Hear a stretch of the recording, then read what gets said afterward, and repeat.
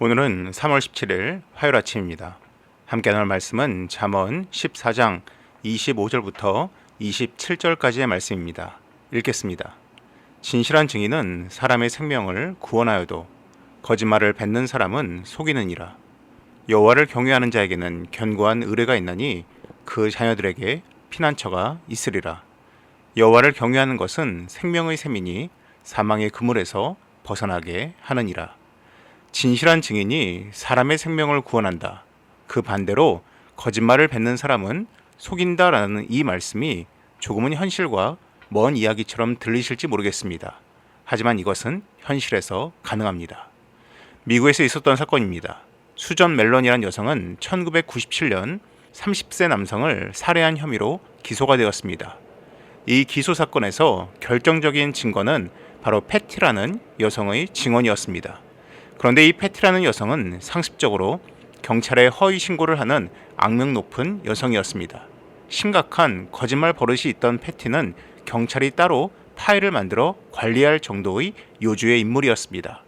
하지만 패티의 증언으로 인해서 멜런은 유죄 판결을 받고 감옥에 가게 되었습니다. 그 사이 패티라는 여성은 암으로 사망했습니다. 그런데 16년째 옥살이를 하던 2013년 미국의 한 공익단체가 억울한 옥살이 가능성이 있는 사람들을 조사하던 중 이 멜런 사건을 들여다보게 되었습니다. 그리고 중요한 증언을 한 패티라는 여성이 경찰의 관리를 받던 상습적 거짓말쟁이라는 사실을 찾아냈습니다.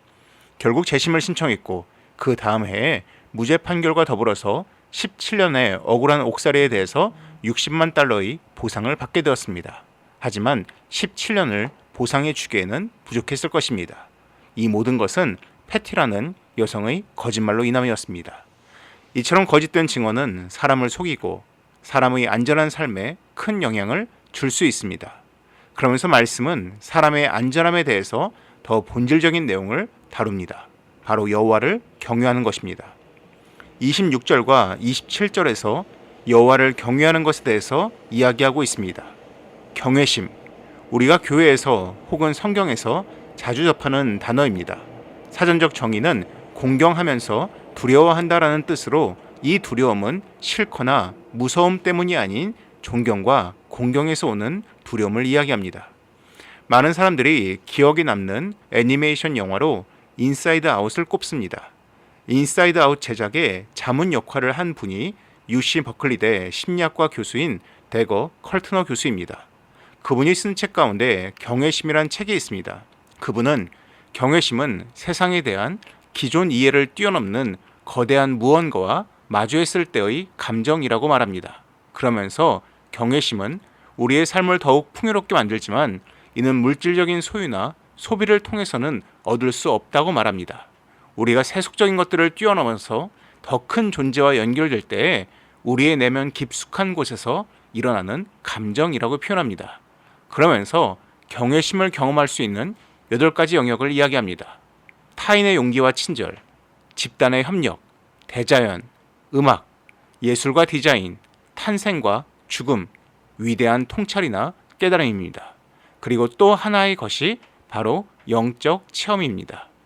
우리는 앞선 7가지에서도 놀라운 경외심을 경험합니다. 하지만 무엇보다도 그 모든 것들을 창조해내시고 그 가운데 운행하시는 하나님을 체험할 때 우리는 압도됩니다. 나라는 존재와는 비견되지 않는 하나님의 위대하심을 경험하고 그분이 공급하시는 풍성함과 풍요로움을 경험하면 의지하고 의존할 수밖에 없습니다. 잠언의 말씀 또한 우리에게 약속하십니다. 여호와를 경외하는 자에게는 견고한 의뢰가 있다. 여기서 견고한 의뢰란 강한 믿음을 말합니다. 믿음이 있으니 경외감이 생기는 것이 아니라 경외감을 경험하면 하나님에 대한 강한 믿음이 생겨난다라고 이야기합니다. 더불어 자녀들에게는 피난처가 생긴다라고 말씀하십니다. 즉 하나님을 경외하는 자의 가정에게는 강력한 보호하심이 있다라고 약속하고 계십니다. 나만 보호받는 것이 아니라 우리 가정이 보호를 받을 수 있습니다. 더불어 하나님을 경외하는 것은 생명의 셈이라고 말씀하십니다.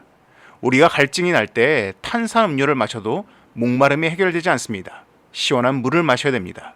그러나 그 시원한 물도 우리 영혼의 목마름을 영원히 해결해 주지는 못합니다. 이에 대해서 주님께서 하신 말씀이 있습니다.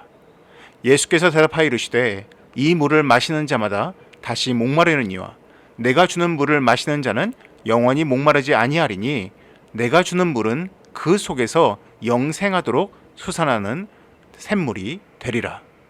이처럼 그리스도로부터 우리는 영원히 목마르지 않는 그 샘물을 얻을 수가 있습니다.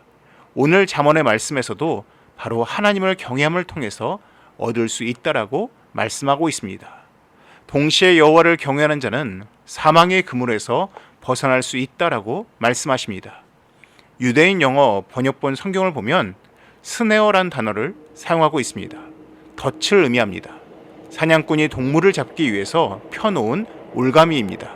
그런데 하나님을 경외하면 그 사망의 덫을 피할 수 있도록 해준다라고 말씀하고 있습니다. 이 모든 유익함이 바로 하나님을 경외함을 통해서 얻을 수 있는 것입니다. 오늘 하루 우리가 우리의 삶에서 하나님을 경험할 수 있으면 좋겠습니다. 그 경험함을 통해서 경외감을 느끼고 그 안에서 강한 믿음과 안정감, 보호하심, 그리고 생명의 물을 체험할 수 있는 오늘 하루가 되면 좋겠습니다. 기도하겠습니다. 하나님, 우리의 삶 가운데서 하나님을 향한 그 경외함을 우리가 체험하게 하시고 그 안에서 주시는 그 하나님의 풍성한 유익들을 하나하나 경험할 수 있도록 주님 오늘 하루의 삶을 주장하여 주시옵소서. 이 모든 말씀 예수님의 이름으로 기도드립니다. 아멘. 이어서 화면에 보이는 기도의 제목으로 함께 기도하시기 바랍니다.